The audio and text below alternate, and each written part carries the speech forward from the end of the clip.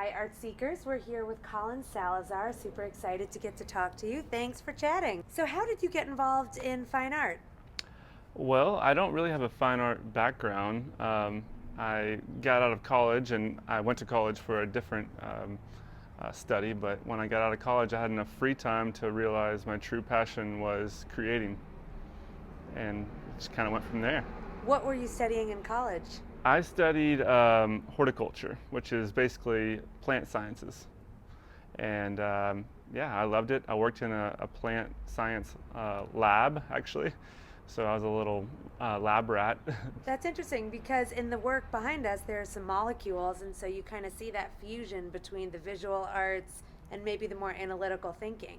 Yeah, I don't think there's any better combination than like science and art.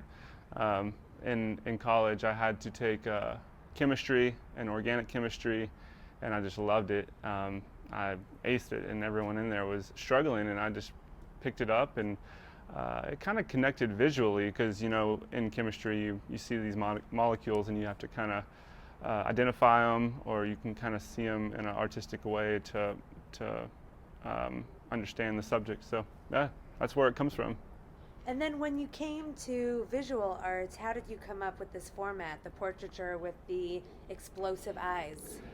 So I've always drawn eyes since like grade school, and so when I started making artwork, I knew I wanted to use the eye.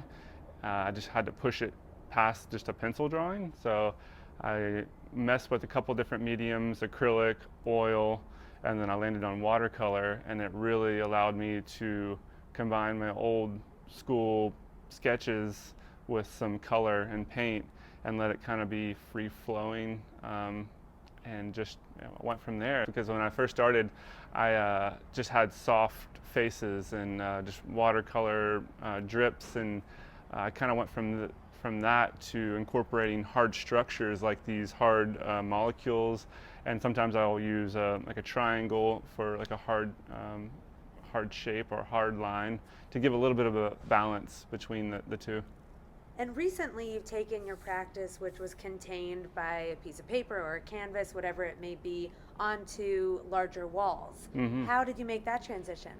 I did a couple festivals last year, one being Kaboo, and it was in San Diego, and they had a huge section of muralists doing live murals that were 20 by 30 feet tall, and just was really drawn to it. And I just kind of woke up one day and was like, I really want to challenge myself to push my work to that scale, and also challenge myself to a new medium as far as like spray paint goes. What I love so much about what you do, and I think it's so appropriate when you use spray paint, or just so interesting, is that spray paint still has that reputation of being hard and graffiti, sharp lines, and the fact that you're nuancing those lines and you're making them softer and more delicate, and it's really refreshing to see how you can manipulate the medium.